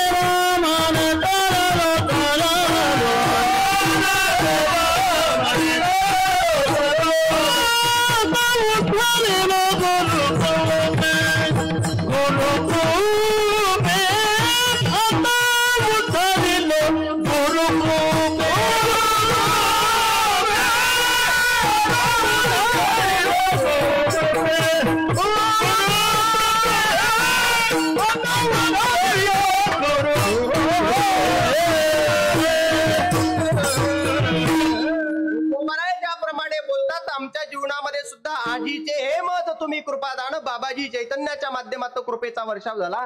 ज्ञानोबाराय सुद्धा स्पष्ट उच्चारण करून सांगतात आमच्या जीवनामध्ये काही फार वेगळं घडलं नाही. ज्ञानोबाराय म्हणतात ज्ञानदेव म्हणे तरलो तरलो आम्ही तरुण गेलो, याचं कारण फक्त आणि फक्त आता उद्धरिलो गुरुकृपे. गुरुकृपा म्हणजे काय सामान्य आहे? बरं गुरुच कोणी सामान्य आहे का? गुरु दिसत असताना आपल्यासारख्या सामान्य वेशामध्ये आपल्याला दिसत असतात, पण गुरु सामान्य नाही. शांती ब्रह्म एकनाथ महाराज एका ठिकाणी बोलतात गुरुमध्ये आणि देवामध्ये काही फरकच नाही. गुरु म्हणे देवा समान, परी देवासी याचे नि देवपण. गुरुला देवा समान जर म्हणायचं झाल्यास तर देवाला सुद्धा देवपण आपल्या श्रीगुरूमुळेच प्राप्त झालेला आहे. त्याच्यामुळे देवाच्या पेक्षाही वेगळा अधिकार आहे. किंवा नाथांचा एक अभंग आहे, ओंकार स्वरूपा सद्गुरु समर्था, अनाथाच्या नाथा तुझ नमो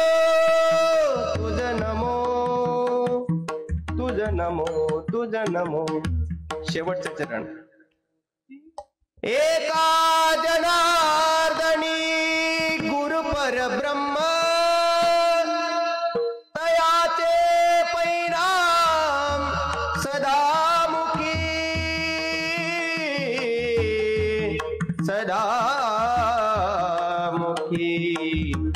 किती श्रेष्ठतम असतो गुरुचा अधिकार माहित आहे. चला याच्या मधल्या चरणामध्ये. रवी शशी अग्नी नेनती जा रूपा स्वप्रकाश रूपा नेने वेद स्वप्रकाश रूपा नेने वेद तुझ नमो तुझ नमो.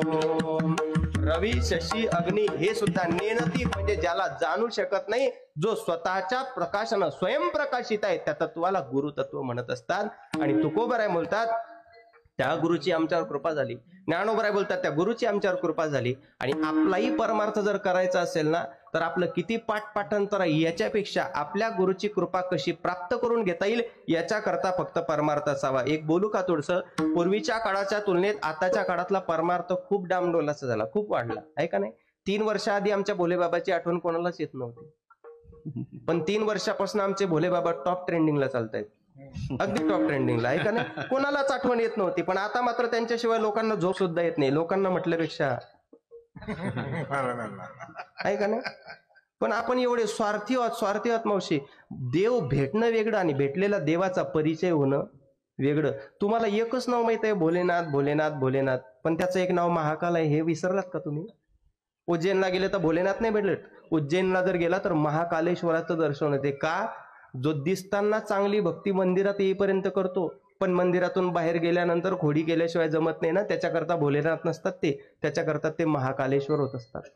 आणि नेमकी आपली भक्तीचा प्रवाह तसंच चालू आहे. एक सांगू का, हजारो वर्ष झाले परमार्थामध्ये, पण हजारो वर्ष होऊन प्रत्यक्ष जाऊ द्या, स्वप्नामध्ये सुद्धा देव आपल्याला कधी भेट देत नाही. कधीतरी एकांतात जाऊन चिंतन करा, तर तुम्हाला उत्तर तुमच्या हृदयातून प्राप्त होईल. 2-2 तास देवाच्या समोर प्रापंचिक म्हणून बसल्यापेक्षा 2च मिनिट पण देवाचे म्हणून बसा. देव प्रत्यक्ष भेट दिल्याशिवाय राहत नाही. लोक 2-2 तास बसतात पण प्रापंचिक म्हणून, आणि प्रापंचिक म्हणून जर परमार्थ करत असतात तर तो फळाला येत नाही. परमार्थिक म्हणून फक्त 2च मिनिटं बसा, देव फळाला येत असतो. कृपा कशाला म्हणतात ऐका. एकदा भजन करा. तुम्हाला इकडे घड्याळ जास्तच लवकर जावतो, इकडे जास्त असू द्या. एकदा भजन करा. विठोबार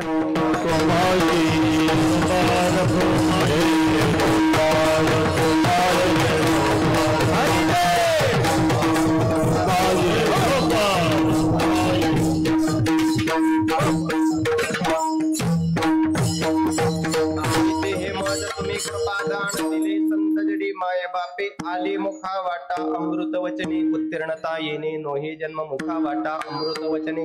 जगाच्या पाठीवर फक्त 2च अमृत आहे. एक भगवंताचं कथामृत किंवा नामामृत, आणि दुसरं म्हणजे श्रीगुरूच्या साधूच्या मुखातून आलेलं वचनामृत.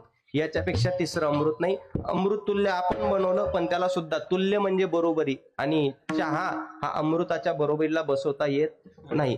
ज्याला अमृत प्यायचंच असेल त्याच्याकडे सोपी प्रक्रिया आहे. ज्ञानोबराय म्हणतात तुमच्यापैकी किती लोकांना असं वाटतं आपण स्वर्गात जायला पाहिजे.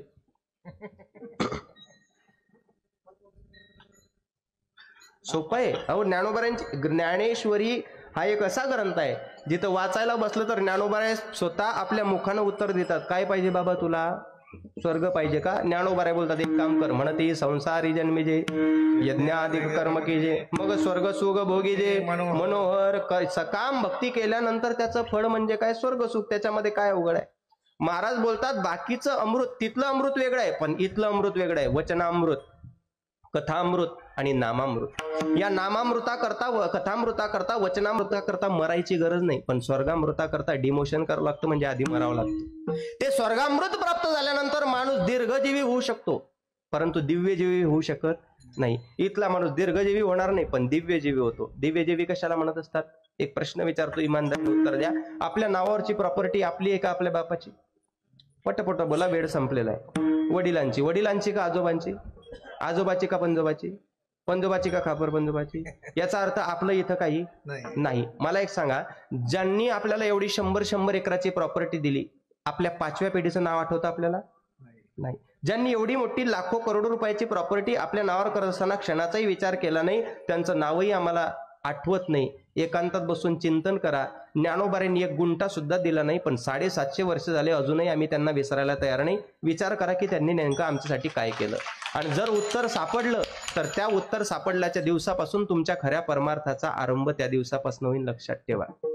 ही मानवी जीवनाची प्रॉपर्टी आहे. दिव्य दिव्य कशाला म्हणत असतात? ज्ञानोबा 22च वर्ष होते पण दिव्यता प्राप्त करून गेलेत, लक्षात ठेवा.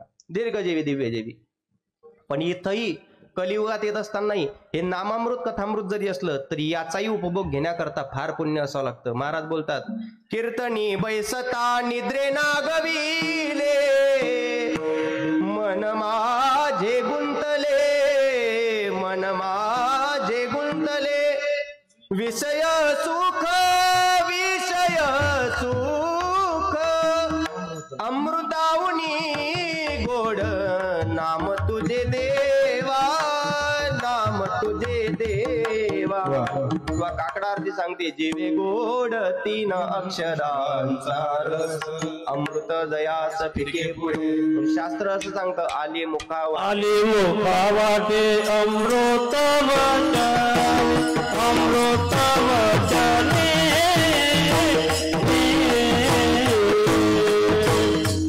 आले मुखावाटे अमृत वचन, अमृत वचने,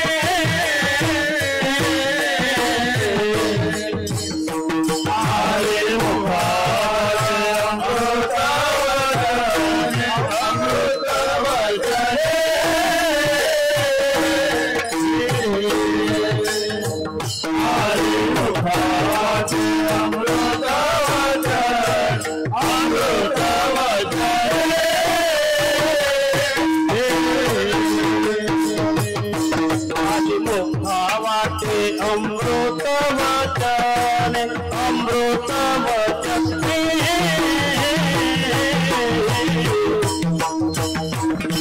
आदि मुखावाटे अमृत वचन, अमृत वचने, आदि मुखावाटे अमृत वचन, अमृत वचने,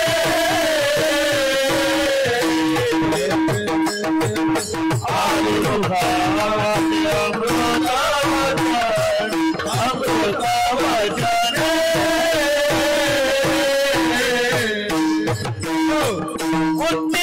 उत्तीर्णतायने नोहे जमुने, उत्तीर्णतायने नोहे जमुने, आदि मुखावाटे अमृत वचने, अमृत वचने, ओ आदि मुखावाटे अमृत वचन, अमृत वचने,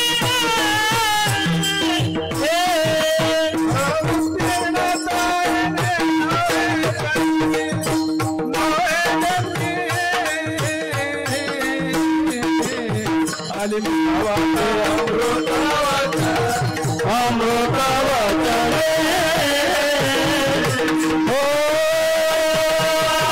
मुखावाटे अमृत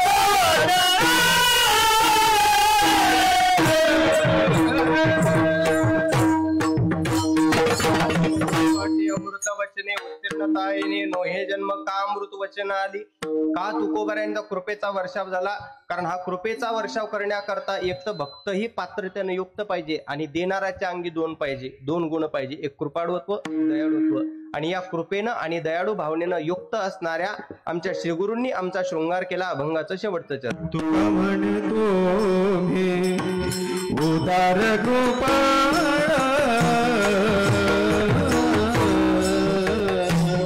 तुका म्हणतो मी उदार कृपाळ, तुका म्हणतो मी उदार कृपाळ, तुका म्हणतो मी उदार कृपाळ.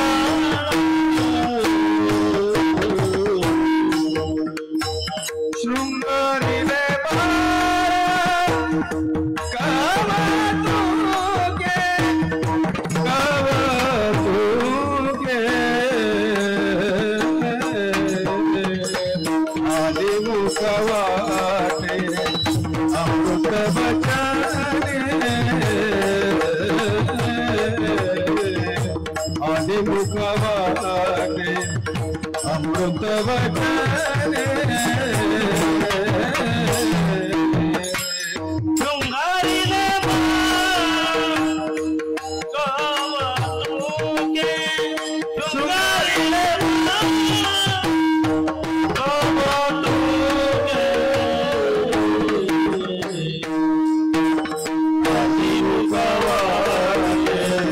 अमृत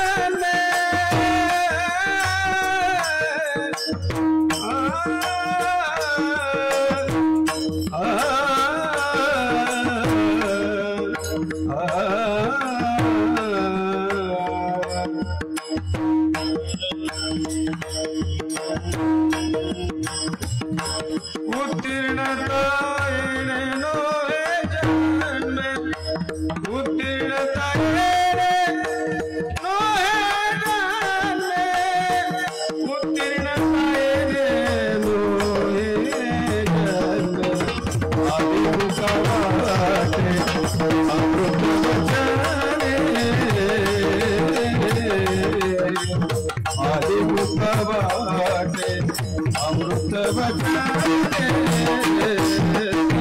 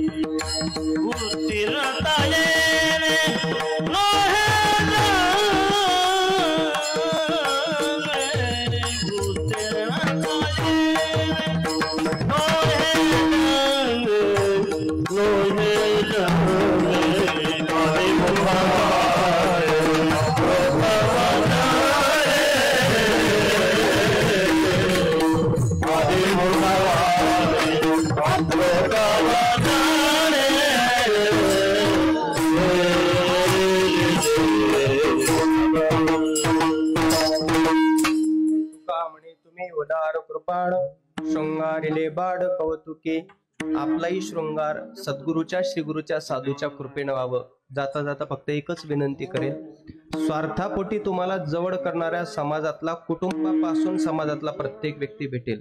कारण शास्त्र असं सांगतं, सब पैसे के भाई दिल का साथी नहीं कोई, जब तक तेरे पल्लों में पैसा लोग सलाम करे, अपना पैसा निकल गया तो कोई ना बात करे. सब पैसे के भाई दिल का साथी नहीं कोई. पण अहेतुक प्रतिहता ये आत्मा दृढ निश्चय. कुठल्याच प्रकारचा हेतू न ठेवता करी लाभाविन प्रीती. ते साधू संत असतात, मायबाप असतात. प्रयत्न करा. आपलं जीवन जसं आई वडील हे प्रपंचातले गुरु आहेत, शास्त्र सांगतं शालेय जीवनामध्ये शिक्षक आपले गुरु आहेत, तसं पारमार्थिक जीवनामध्ये प्रत्येकाच्या जीवनामध्ये असे गुरु असायला पाहिजे, त्या गुरुच्या हातून आपल्या गळ्यामध्ये माळ घालायला पाहिजे. ज्या ज्या वेळेस परमार्थातली अडचण निर्माण होईल, त्या श्रीगुरूंच्या माध्यमातून आपल्या परमार्थिक क्षेत्रातल्या निर्माण झालेल्या प्रश्नाचं आपल्याला अपेक्षित अशा प्रकारे निरसन होईल. त्यांच्या वाणीमध्ये स्वतः श्रोत्रियत्व, स्वतः श्रवणाचा गुणधर्म असायला पाहिजे. सांगत असताना मोकळे मन, रसाळ वाणी या गुणांत युक्त असायला पाहिजे. आणि असे श्रीगुरु आपल्याला सद्गुरु स्वानंद सुखनिवासी ब्रह्मलीन फुटाणे बाबाच्या निमित्तानं प्राप्त झालेले आहेत. आणि त्यांच्या निमित्तानं संपन्न होत असणारा महोत्सव या महोत्सवामध्ये उपस्थित असणारे संपूर्ण प्रभुप्रेमी भक्तजन सगळ्यांच्या चरणी एकदा प्रेमपूर्ण भावना समर्पित करतो. यथायोग्य वेळेमध्ये अभंग सोडवण्याचा प्रयत्न केला. जे योग्य असेल ते श्री गुरूंचं, आई वडिलांचं काही अपशब्द निघाला असेल तो माझा वाणीचा दोष. भक्ती करत असताना सकाम आणि निष्काम दोन प्रकारचे आहे. सकाम केलं तर जी इच्छा ठेवली ते सगळं प्राप्त होते, पण नंतर भगवंत आपल्याकडे कधी पाहत नाही. पण निष्काम भक्ती कधी केली तर कदाचित भक्ती मार्गावर चालत असताना थोडा त्रास होईल, पण ज्या दिवशी भगवंत तुम्हाला कडेवर घेईल ना त्या दिवशी जगातले कोणताच मार्ग तुम्हाला अडचणीत निर्माण न करता तुम्हाला त्या परमपदाच्या प्राप्तीपर्यंत भगवंत स्वतः घेऊन जातील. निष्काम भक्तीचे अधिकारी होण्याचा प्रयत्न करा. मला तर श्री हरी महाराज नेहमी प्रश्न पडत असतो, हे जे सुनील भाऊ गोमकडे ना, आता यांचा ना कशाची संबंध, ना ते टाळ वाजवत, ना त्यांना कीर्तन येत, ना पकवाज वाजवत, ना गायन करत, तरी फक्त तारखाच घेता. मी म्हटलं स्टेशनला यायचं, स्टेशनहून आणायचं, परत स्टेशनला सोडायचं, रिकामी गाडी इथं आणायची, तुमचा फायदा काय? म्हटले महाराज हा फायदा प्रत्यक्षरित्या डोळ्यानं दिसत नाही, पण 50,000 पर्यंत पोहोचलं म्हणे टर्नओव्हर. म्हणजे देव कोणत्या स्वरूपानं कुठं देईल सांगता येत नाही, आपल्याला फक्त वागता यायला पाहिजे. बाबा तुम्ही यात्रा केली नर्मदा मैयाची, शास्त्र असं सांगतं 3 प्रदक्षिणा परियसी, 2 प्रदक्षिणा वाराणसी, पण 1 नमस्कार करता नर्मदेसी इतुके पुण्य पावेल. एका ब्रह्मपदाचं परब्रह्माचं दर्शन घेण्याकरता 3 प्रदक्षिणा पृथ्वीच्या असायला पाहिजे. जर वाराणसीच्या 2 प्रदक्षिणा केल्या तर पृथ्वीच्या 3 प्रदक्षिणा करायचं फल प्राप्त होते. पण 1 नमस्कार करता नर्मदेशी, नर्मदा मैयाला नुसतं नमस्कार करून नर्मदे हर नुसतं एवढं जरी म्हटलं तरी परब्रह्म स्वतः दर्शन देण्याकरता तुमच्याजवळ येऊन उभा राहत असतो. आणि ही फलश्रुती तुम्ही या वयामध्ये प्राप्त करून घेतली, ही लोकांना कधी लवकर प्राप्त होत नाही. इथे उपस्थित असणाऱ्या प्रत्येक मंडळींची त्यांच्या त्यांच्या परीनं त्यांच्या जीवनामध्ये साधना आहे. पुनश्च एकदा सर्वांच्या चरणी प्रेमपूर्ण भावना समर्पित करतो आणि सेवेला पूर्ण विराम देतो. ज्ञानेश्वर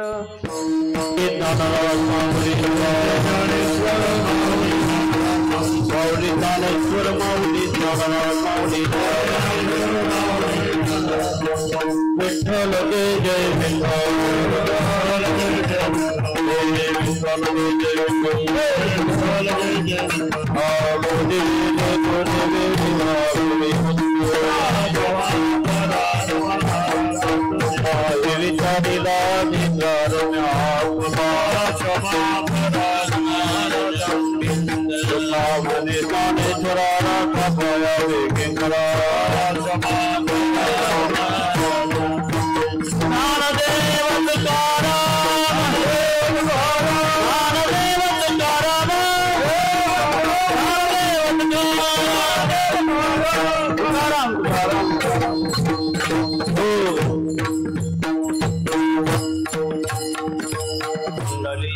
विठ्ठल श्री ज्ञानदेव तुकाराम पंढरीनाथ भगवान